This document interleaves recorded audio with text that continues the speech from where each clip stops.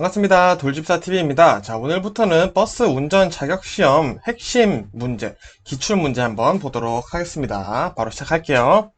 자, 첫 번째, 시내버스 운송사업, 농어촌 버스 운송사업의 운행 형태에 대한 설명이 틀린 것은, 자, 이런 문제들 잘 눈여겨서 봐주셔야겠습니다. 자, 볼게요. 자, 첫 번째, 1번, 광역급행형 시내 좌석버스를 사용하고 도시 고속도로나 주간선 도로를 주로 사용한다. 자, 맞고요. 자, 어떤 도로를 사용하고 어떻게 이용되는지 형태를 잘 봐주시면 되겠습니다. 자, 2번 직행 좌석형 시내 좌석버스를 사용하여 각 정류소에 정차돼 시 도시가 넘는 노선을 운행해서는 안 된다. 자, 요 내용이 틀렸네요. 정답은 2번 되겠습니다. 자, 이 직행 좌석형이라는 것은 시내 좌석버스를 사용하여 각 정류소에 정차를 하되까지는 맞는데 시 도가 넘는 노선을 운행해도 되겠죠. 자, 운행해도 되는 게 바로 직행 좌석형이다 라고 봐주시면 되겠습니다. 자, 좌석형 볼게요. 시내 좌석버스를 사용하여 각 정류소에 정차하며 운행 맞고요. 일반형 시내 일반 버스를 주로 사용하여 각 정류소에 정차하며 운행한다 또 맞겠습니다. 자, 다음 문제. 시외 버스 운송 사업의 운행 형태에 대한 설명 중 옳지 않은 것은 한번 보겠습니다. 1번 고속형 시외 고속버스, 시외 우등 고속버스를 사용하여 100km 이상의 거리를 운행하고 60% 이상 고속도로를 운행한다. 자, 요거 우리 숫자들 위주로 외워주시면 되겠죠? 자, 요거는 맞는 내용이네요. 자, 두 번째 고속형 중간 정차하는 경우 국토교통부 장관이 인정하에 시민의 편리를 고려하여 정할 수 있다. 자, 이것도 맞는 내용이네요. 자, 3번 직행형 시외 직행버스를 사용하고 100km 이내 운행 공간이나 고속도로를 60% 미만 운행하면 중간 정차를 해야 한다라고 되어 있는데 정답은 3번 되겠네요. 자, 우리가 중간 정차를 해야 할까요? 직행형은 중간 정차를 하지 않습니다. 자, 말 그대로 봐주시면 되겠죠. 자, 4번 일반형까지 볼게요. 시외 일반 버스를 사용하여 각 정류소에 정차하며 운행한다. 전 문제에 나왔었던 내용이죠. 자, 정답 3번이고요. 자, 다음 보겠습니다. 제한 속도가 80km/h인 도로에 비가 내리고 있다면 감속해야 하는 속도는 얼마인가? 자, 우리 감속 기준은 20%와 50% 두 가지가 존재를 합니다. 자, 20%는 언제냐? 비가 오거나 노면이 젖은 경우 20% 감속을 하고요. 그리고 눈이 20mm 미만으로 쌓인 경우 최고 속도에서 20%를 감속합니다. 자, 50%는 뭐냐? 눈이 20mm 이상으로 오거나 가시거리가 100m 이내인 경우입니다. 자, 이 가시거리 100m인 경우는 뭐 안개, 폭우, 뭐 여러 가지 상황들이 있겠죠. 자, 어쨌든 가시거리가 100m 이내라면 최고 속도에서 50% 감속해야 된다. 자, 즉 문제에서 지금 비가 내리고 있다라고 했으니까 20% 감속해야겠죠. 그래서 80km/h의 20%는 3번 16km/h가 되겠습니다. 자, 다음 문제. 버스 운전 자격시험 필기시험 과목이 아닌 것은, 자, 어이없게도 가끔씩 이런 문제 나와요. 자, 요거는 바로 정답 4번이죠. 물류 서비스가 아니죠. 우리는 버스는 운송이기 때문에 운송 서비스 시험을 본다 라고. 자, 다음 문제 보겠습니다. 운송 사업자가 차내 운전 자격 증명을 게시하지 않은 경우 과징금으로 틀린 것은, 자, 1번 보세요. 시내버스, 농어촌 버스, 마을버스는 10만원이다. 맞고요. 자, 시외버스는 10만원이다. 맞습니다. 전세버스는 20만원이다. 자, 틀렸네요. 전세버스도 10만원입니다. 자, 특수여객은 10만원 맞죠? 그래서 이 운전자격 증명을 게시하지 않은 경우는 모두 10만원에 해당한다는 거 알아두시면 될 것 같고요. 다음 문제 보겠습니다. 다음 중 도주사고 적용 사례가 아닌 것은, 자, 즉 도주사고가 아닌 경우를 물어보는 거죠. 자, 1번 볼게요. 차량과의 충돌사고를 알면서 그대로 가버린 경우 도주사고 맞겠죠? 자, 2번 가해자 및 피해자 일행 또는 경찰관이 환자를 후송 조치하는 것을 보고 연락처를 주고 가버린 경우. 자, 이거 애매해 보이지만 이건 도주사고가 아닙니다. 자, 제3자죠 지금. 자, 피해자 일행이나 경찰관 제3자가 후속 조치를 하는 것까지는 괜찮고요. 연락처도 주고 갔기 때문에 이거는 도주사고라고 볼 수 없겠습니다. 자, 3번 볼게요. 자, 피해자가 사고 즉시 걸어나가는 것을 보고 구호조치 없이 그대로 가버린 경우. 자, 피해자가 사고 즉시 일어나서 걸어간다. 멀쩡해 보이네 라고 하더라도 구호조치를 꼭 하고 의사를 물어보고 연락처도 줘야 된다는 거 알아보시면 되겠고요. 자, 4번 사고 후 의식이 회복된 운전자가 피해자에 대한 구호조치를 하지 않았을 경우. 자, 이것도 마찬가지겠죠. 정답은 2번 되겠습니다. 자, 다음 문제. 조향장치 중 핸들이 무거운 원인이 아닌 것은, 자, 핸들에 지금 문제가 있다라는 거죠. 1번 타이어 공기압 부족. 자, 공기압 부족으로 발생하고요. 2번 조향기어의 톱니바퀴 마모. 자, 톱니바퀴가 잘 안 돌아가면은 핸들이 무거울 수 있어요. 3번, 앞바퀴 정렬 상태 불량. 이것도 마찬가지고요. 자, 정답은 4번이겠네요. 조향 기어 박스는 오일이 많은 경우라고 되어 있는데, 자, 이거는 많은 경우가 아니라 부족한 경우다 라고 보시면 되겠습니다. 오일이 부족한 경우 핸들이 무거울 수 있다. 자, 다음 문제. 동력 조향 장치의 장점이 아닌 것은, 자, 이렇게 장점 물어보는 문제 같은 경우는 우리가 뉘앙스로도 심지어는 풀어볼 수가 있습니다. 자, 1번 볼게요. 조향 조작력이 작아도 된다. 자, 요거는 지금 좋은 얘기죠? 좋은 얘기. 자, 2번. 조향 조작에 신속하고 경쾌하다. 이것도 마찬가지 좋은 얘기죠? 3번. 앞바퀴가 펑크 났을 때 조향 핸들이 갑자기 꺾이지 않을 위험도가 낮다. 자, 요거는 지금도 요것도 좋은 얘기긴 하죠? 자, 이것도 좋은 얘기예요. 자, 4번. 기계식에 비해 구조가 단순하고 값이 싸다라고 되어 있습니다. 자, 이것도 좋은 얘기긴 하네요. 자, 근데 여기서 중요한 건 뭐냐? 여기 다 좋은 얘기가 나왔을 때 우리가 어떤 식으로 찍을 수 있냐면은, 자, 우리 버스 운전 자격시험이나 화물 운전 자격시험, 뭐 지게차, 굴삭기 이런 각종 기계와 관련된 것들에서는 구조가 단순하고 값이 싼 거는 없습니다. 구조가 단순하면은 값이 싼 것이 아니라 구조가 단순할수록 오히려 값이 비싸질 수 있다라는 거죠. 자, 그리고 기계식의 비해라고 지금 나와 있어요. 자, 이런 식으로 지금 한 번, 두 번 이렇게 막 뭔가 정답인 것처럼 보여주려고 하는 뉘앙스가 느껴지시는지 잘 모르겠는데, 자, 지금 뭔가 좋은 얘기를 하려고 굉장히 억지로 하고 있다는 뉘앙스가 있습니다. 요거는 문제 풀어보시다 보면 좀 느낌이 오실 수가 있어요. 자, 그래서 정답은 4번이 되기도 하는데, 자, 요거는 오히려 반대입니다. 자, 동력 조향 장치는 구조가 단순할 수가 없겠죠. 왜? 여러 가지 능력이 많은 장치이기 때문에 구조가 복잡하고요. 값이 비싸지겠죠. 자, 비싸진다. 그래서 우리 구조가 단순하고 값이 싸다라는 말이 나오기보다는 보통 우리가 정답에서는 구조가 복잡하기 때문에 비싸다. 이런 식으로 얘기가 나온다라는 거를 제가 뭐 말씀드리고 싶었던 거고요. 우리 나머지 1번, 2번, 3번 내용은 당연히 외워주셔야겠고요. 이런 거 우리가 정말 내용을 모를 때 뭔가 뉘앙스 이거 뭔가 말이 깨름직하다. 이런 식으로 문제를 풀어도 정답이 될 수 있다는 거 말씀드리고 싶었습니다. 자, 다음 보겠습니다. 휠 얼라인먼트의 역할 연결이 잘못된 것은, 자, 휠 얼라인먼트 우리 조향장치죠? 조향장치의 어벤져스입니다. 자, 볼게요. 1번 캐스터 작용. 조향 핸들의 조작을 확실하게 하고 안정성을 준다. 요거 맞는 말이죠. 자, 요거 암기해 주셔야 됩니다. 지금 이건 다 외워주셔야 돼요. 2번 캐스터와 조향축 경사각의 작용. 조향 핸들의 보건성을 부여한다. 자, 이것도 맞는 말이고요. 3번 캠버와 조향축 경사각의 작용. 조향 핸들의 조작을 가볍게 한다. 자, 이것도 맞는 말이네요. 4번 토인의 작용. 타이어 마모를 최대로 한다. 자, 최대로 하면 안 되겠죠? 최소로 해야겠죠? 자, 이 마멸 이런 것들을 최소로 시켜주는 것이 토인이고요. 토인이 잘 되어 있으려면은 어떻게 된다? 앞바퀴 정렬이 잘 되어 있어야 된다. 자, 앞바퀴 정렬이 잘 되어 있어야 된다. 라는 것까지 머릿속에 같이 담아두시면 되겠고요. 나머지 1번, 2번, 3번 꼭 외워주세요. 자, 다음 문제 보겠습니다. 앞지르기 할 때 적절하지 않은 것 보겠습니다. 우리 보통 앞지르기 할 때 어디로 하죠? 왼쪽으로 일단 한다고 되어 있죠? 자, 그것만 아셔도 금방 풀 수 있습니다. 자, 1번. 앞차의 오른쪽으로 앞지르기 하지 않는다. 자, 요거 깜빡 큰일 날 뻔했죠. 앞차 오른쪽으로 라는 단어만 보고 이거 틀렸네 하시면 안 되지만 뒤에 보시면 앞지르기 하지 않는다라고 되어 있죠. 자, 맞는 말이죠, 그럼. 자, 2번. 점선의 중앙선을 넘어 앞지르기 하는 때에는 대항차의 움직임을 주시한다. 점선의 중앙선 이거 넘어도 되나? 자, 이건 넘어도 됩니다. 자, 헷갈리시면 안 되고요. 3번. 앞지르기에 필요한 속도가 그 도로의 최대 속도 범위 이내일 때 앞지르기를 시도한다. 자, 요것도 맞는 말입니다. 많은 분들 실수하고 계시죠? 자, 4번. 앞차가 앞지르기 하고 있는데 자차도 앞지르기 시도할 수 있다. 자, 요거는 앞지르기 아니라 레이스죠. 거의 뭐 경주죠? 자, 그래서 정답 4번 됐고요. 당연히 이럴 때는 앞지르기 하면 안 되겠죠? 자, 다음 보겠습니다. 봄철 교통사고 특성으로 틀린 것은, 자, 이렇게 계절적 사고를 물어보는 것은 우리가 그 계절에 어떤 특성이 있는지 한번 생각해 보시면 됩니다. 자, 1번 볼게요. 자, 1번 땅이 녹아 지반이 약해진 해빙기다. 그럴 수 있겠죠. 이제 겨울 다음 봄이니까. 저건 맞는 말이고요. 자, 2번 어린이 관련 교통사고가 겨울에 비해 많이 발생한다. 왜? 겨울에는 방학이 있잖아요. 자, 봄에 개학을 하죠. 이것도 그럼 맞는 말이겠구나 보시면 되고요. 3번 돌발적인 악천 후 본격적인 무더위에 의해 운전자들이 쉽게 피로해지며 주의 집중이 어려진다. 자, 요거 봄 맞나요? 봄 날씨 좋은데? 그럼 요건 언제일까요? 여름이겠죠? 자, 정답 3번 되겠네요. 자, 4번도 볼게요. 바람과 황사현상에 의한 시야장애도 종종 사고 원인으로 작용한다. 자, 눈에 먼지가 들어가서 이런 것 때문에 사고가 날 수 있다라는 거죠. 정답은 3번 되겠습니다.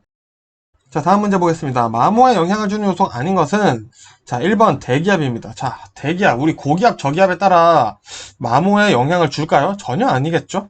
자, 정답 바로 1 나오네요. 자, 대기압이겠죠? 자, 여기서 정답으로 출제되는 것은 만일에 공기압입니다. 자, 공기압이라고 하면 맞는 말인데 대기압이라고 하면 틀린 말이라는 거 알아주시면 되겠고요. 자, 하중, 이런 무게들이 마모에 영향을 줄 수 있고요. 자, 커브가 마모에 영향을 준다? 자, 우리 이렇게 보시면 됩니다. 자, 자동차 이렇게 진행을 해요. 자, 이렇게 커브하는 순간에 그러면은, 자, 왼쪽 타이어에 무게가 쏠리겠죠. 그래서 이 무게가 쏠리는 하중과 연결되기 때문에 마모될 수 있다는 거고요. 자, 우리 브레이크는 당연히 마모를 하면서 브레이크를 잡아주는 거죠. 자, 이거는 당연히 마모입니다. 그래서 이거 알아두시면 되겠습니다. 대기압은 틀린 말이고요. 공기압은 맞는 말입니다.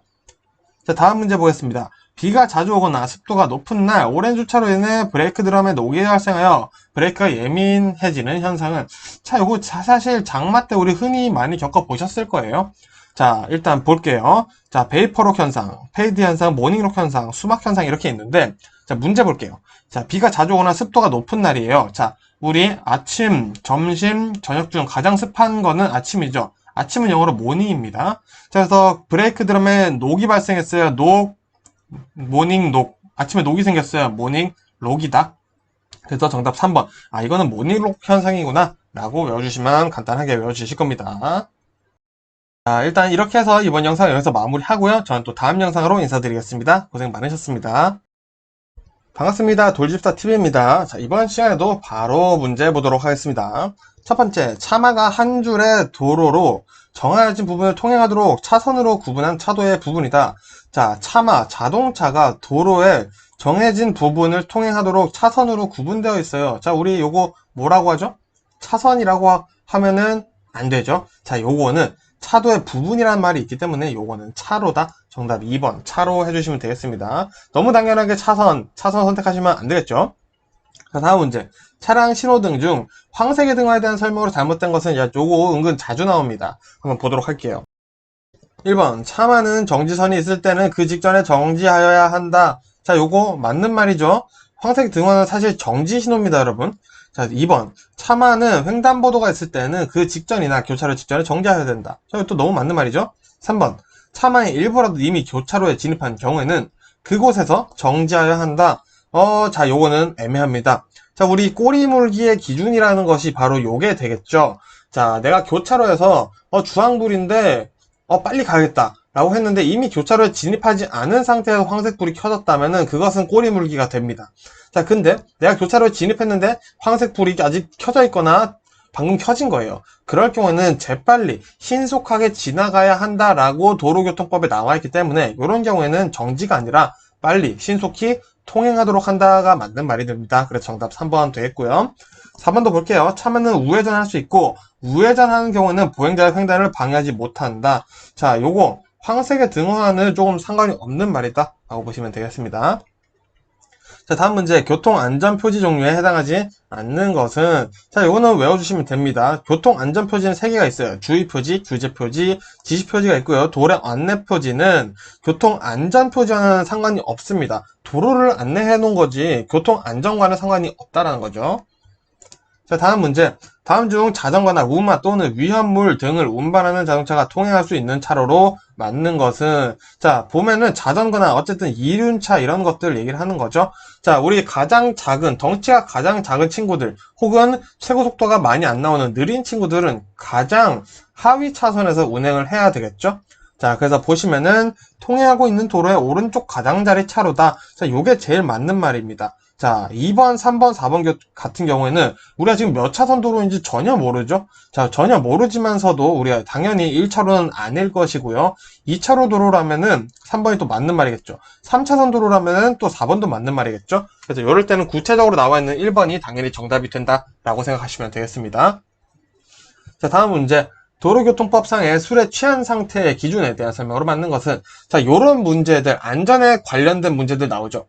자, 우리 안전이나 생명과 관련된 문제는 조금이라도 안 된다라는 뉘앙스를 가지고 계시면 됩니다. 그래서 정답은 1번인데요. 자, 혈중 알코올 농도가 0.03만 돼도 술에 취한 것으로 본다라고 해서 음주운전 적발 대상이 된다라는 거죠. 자, 이렇게 해서 안전과 생명과 관련된 문제는 아주 최대로 확대를 해서 문제를 풀어보시면 됩니다. 자, 다음 문제. 중대 법규 위반 사고 중 중앙선 침범이 적용되는 사례는, 자, 보겠습니다. 1번. 뒷차의 추돌로 앞차가 밀리면서 중앙선을 침범한 경우. 자, 요거는 우리가 중앙선 침범이라고 보지 않습니다. 자, 2번. 횡단보도에서의 추돌 사고. 자, 요거는 사고는 맞죠. 근데 지금 중앙선 침범 사고 물어보고 있잖아요. 요건 아니죠. 자, 3번. 내리막길 주행 중 브레이크 파열 등 정비 불량으로 중앙선을 침범한 사고. 자, 요거 애매하죠. 자, 근데 요것도 중앙선 침범이라고 보지는 않습니다. 자, 4번 보시면은 정답이죠. 커브길 과속 운행으로 중앙선을 침범한 사고예요. 자, 1번과 그러면은 3번과 4번의 차이는 뭐냐? 1번과 3번 같은 경우에는 불가항력적이라는 겁니다. 불가항력적, 즉 뭐냐, 내 의지가 아니었다는 거죠. 정비를 안 한 건 내 실수라고는 볼 수 있겠지만 요게 일부러 중앙선을 넘은 건 아닌 거죠. 요게 굉장히 중요한 관건이 됩니다. 자, 4번 같은 경우에서는 과속 운행을 했어요. 내 잘못이죠. 내 잘못, 정확히는 운전자 잘못이라는 겁니다. 자, 운전자 잘못. 자, 도로 잘못 아니고 운전자 잘못 아니죠. 자, 운전자 잘못이죠. 그런 경우에는 이제 중앙선 침범을 본다라고 뉘앙스를 잡아보시면 되겠습니다. 자, 다음 문제. 다음 중 교통사고 처리 특례법상 과속이란 규정된 법정 속도와 지정 속도를 몇 km/h 초과한 경우를 말하는가? 자, 이거는 간단히 외워주시면 됩니다. 자, 과속은 20km입니다. 예를 들어서 지정 속도가 50km/h로 되어 있는 도로에서 내가 69로 달렸어요. 과속 대상이 아니죠. 자, 근데 70으로 달렸다, 71로 달렸다, 과속 대상이라고 되는 겁니다. 20km 무조건 외워주시면 되겠죠. 자, 다음 문제. 보도 침범 사고의 성립 요건에 해당하지 않는 것은, 자, 우리가 사고가 났을 때 보통 세 가지, 혹은 많게는 네 가지, 다섯 개까지 보는 요건이 있는데, 장소적 요건, 그리고 피해자적 요건, 보통 운전자적 요건, 이렇게 세 가지를 봅니다. 자, 요 세 가지가 다 해당이 돼야지 이제 사고가 성립되었다라고 보는 거기 때문에 그 요소별로 보는 거죠. 자, 1번 보시면 장소적 요건이라고 되어 있습니다. 차도가 구분된 도로에서 보도 내의 사고. 자, 맞겠죠? 차도에서 일어난 사고는 보도 침범 사고가 아니기 때문에 어디서 일어났는지를 물어보는 거고요. 2번 피해자적 요건입니다. 자전거, 이륜차를 타고 가던 중 보도 침범 통행 차량에 충돌된 경우. 자, 무슨 말이냐? 내가 인도를 자전거 타고 오토바이 타고 가다가 자동차가 갑자기 보도 침범을 와서 저를 쳤어요.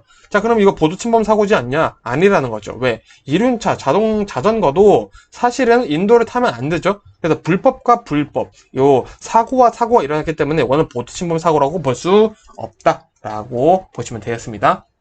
자, 3번도 보시면 운전자의 과실, 현저한 부주의에 의한 과실. 자, 운전자가 실수한 거 맞죠? 자, 그리고 4번 시설물의 설치 요건입니다. 보도 설치 권한이 있는 행정관서에서 설치해 관리하는 보도다. 자, 이 설치해서 관리하는 보도라면은 요게 시설물 설치 요건도 맞다라는 거죠. 자, 근데 보호를 해줘야 되는 구간이 만약에 보호해주는 게 없어서 보행자가 다쳤다. 그런 경우에는 충분히 여기 시와 그 설치 관할 지역과에 한번 소송을 준비해보는 것도 좋을 수 있습니다. 자, 다음 문제. 자동차 소유자가 국토교통부령으로 정하는 항목에 대하여 튜닝을 하려는 경우 승인권자는, 그러니까 튜닝 하려면은 어디다 신고해야 되냐 이거죠. 자, 정답은 1번입니다. 시장, 군수 또는 구청장에게 신고하시면 되고요. 자, 추가로 나오는 게 튜닝 관련 서류입니다. 자, 튜닝 관련 서류예요. 자, 뭐가 필요하냐? 첫 번째, 튜닝을 하고자 하는 자동차의 등록증입니다. 자, 두 번째, 튜닝을 하고자 하는 튜닝 장치의 재원이에요. 어떻게 생겼냐, 어떤 구조를 가지고 있냐. 세 번째, 튜닝을 했을 때 어떤 모양으로 되냐. 그래서 튜닝 후 어떻게 되냐. 보통 이 세 가지 서류를 제출을 해주셔야 됩니다. 자, 요 세 가지 서류 어떻게 하냐. 자, 튜닝 하라는 거 샀을 때 재원 받으면 되고요. 튜닝 후는 보통 가시면은 어떻게 서류 작성하라고 얘기를 해줍니다. 가서 하시면 되고요. 어쨌든 튜닝은 시장, 군수 또는 구청장에게 신고를 하면 된다. 외워주시면 되겠습니다. 다음 문제 보겠습니다. 종합검사 기간 내에 신청하여 적합 판정을 받은 자동차는 그 검사 유효기간은 언제부터 계산하는가? 자, 요거 말장난이 있기 때문에 잘 봐주시면 좋겠습니다. 자, 요거는 문제 정답만 볼게요. 정답은 2번입니다. 자, 직전 자동차의 종합검사 유효기간까지 똑같죠? 마지막 날의 다음 날부터. 자, 마지막 날의 다음 날부터랍니다. 즉, 1월 31일까지 유효기간이에요. 라고, 여기가 유효기간 마지막 날인 거죠? 자, 그러면은 언제부터 계산을 하냐? 그럼 당신은 2월 1일부터 이제는 적합 판정을 받았다. 그 다음부터 또 2년 동안은 괜찮습니다. 2년 뒤에 다시 오세요. 라는 거죠. 자, 그래서 잘 읽어보시면, 자, 유효기간 마지막 날의 다음날, 마지막 날의 다음날, 마지막 날의 다음날부터 계산한다. 꼭 헷갈리지 말고 외워주시면 되겠습니다. 마지막 날의 다음날. 요거 헷갈리시는 분들이 너무 많으셔서 제가 지금 계속 말씀드리는 거예요. 자, 다음 문제. 자동차 종합검사 기간이 지난자에 대한 독촉하는 통지기한과 그 내용으로 틀린 것은, 자, 어떻게 독촉을 하냐? 요 내용을 물어보는 거죠. 자, 정답 먼저 보겠습니다. 자, 3번이죠. 종합검사를 받지 않은 경우 운행 정지나 폐차가 된다는 사실. 자, 종합검사를 안 받았다고 해서 자동차를 폐차시키거나 운행 정지를 시키는 거는 그 어디에서도 존재하지 않습니다. 벌금이 나오겠죠? 그래서 1번부터 보시면은 종합검사기간이 끝난 다음날부터 10일 이내와 20일 이내에 각각 독촉 총지를 해야 된다. 자, 2번까지 할 수 있다는 거죠. 그리고 두 번째, 종합검사기간이 지난 사실과 종합검사의 유예가 가능한 사유와 그 신청 방법도 알려줘야 된다라는 거고요. 4번, 종합검사를 받지 아니한 경우에 부과되는 과태료의 금액과 근거, 법규를 함께 통지를 해줘야 된다라는 내용을 담고 있다라는 겁니다. 다음 문제 보겠습니다. 자동차 정기검사 유효기간 만료일과 배출가스 정밀검사 유효기간 만료일이 다른 자동차의 경우 종합검사를 받아야 할 날은, 즉 이런 거죠. 지금 자동차 정기검사는 자 1월 31일까지고요. 배출가스 정밀검사는 지금 유효기간이 뭐 예를 들어서 2월 1일이라고 보는 겁니다. 자, 그러면은 자동차 종합검사 언제 받아야 되냐? 지금 요 얘기를 하는 거죠. 자, 그래서 1번 보시면은 정답이 되겠죠. 처음으로 도래하는 자동차 정기검사 유효기간 만료일에 받는다. 즉, 뭐의 기준을 두냐? 자동차 정기검사 유효기간일에 만료일을 받는다라는 겁니다. 자, 그래서 이런 경우 요거만 선택해 주시면 된다. 자동차 정기검사가 더 중요하다라고 보시면 되겠습니다. 자, 다음 문제. 도로법에서 정한 도로의 부속물에 해당하는 것은, 자, 우리가 도로의 부속물이라고 하니까 별로 안 중요한 것들을 떠올리시는 분들이 많이들 계십니다. 그래서 부속물이 뭔지 제가 말씀드릴게요. 자, 정답은 2번입니다. 화물 적재량 측정을 위한 과적 차량 검문소. 자, 검문소 같은 이런 가설된 시설들이 보통 도로의 부속물에 해당한다라는 겁니다. 즉, 뭐, 차도, 보도, 자전거 도로, 옹벽, 배수로, 길도랑, 뭐, 도선을 위한 뭐, 수면 설치한 시설, 이런 것들이 부속물이 아니라, 가설된 시설이 도로의 부속물에 해당한다라는 거. 즉, 우리가 생각하는 것보다 덩치가 큰 친구들이 부속물이라는 개념을 좀 잡아두셨으면 좋겠습니다. 자, 다음 문제. 도로관리청이 운행을 제한할 수 있는 차량의 높이에 대한 제한 기준은, 자, 정답은 3번이죠. 4m 초과고요. 자, 단 안전 기준을 허가받은 차량의 경우에는 4.2m까지는 가능하다라는 거 추가로 알아두시면 되겠습니다. 자, 다음 문제. 대기 중에 떠다니거나 흩날려 내려오는 입자상의 물질을 무엇이라는 거야? 자, 입자상의 물질이죠. 자, 기체가 아니라 고체라는 거죠. 자, 그러면은 우리 지금 매연은 분명히 기체란 말이죠. 자, 그럼 4번 기체상 물질. 그럼 두 개 지울게요. 자, 검댕 아니면 먼지가 지금 고체인데, 자, 여기서 요구하고자 하는 정답은 자, 3번이다 라고 보시면 될 것 같습니다. 자, 먼지에 대한 설명이었다 보시면 되겠습니다. 자, 이렇게 해서 이번 영상은 여기서 마무리하고요. 저는 또 다음 영상으로 인사드리도록 하겠습니다. 고생 많으셨습니다.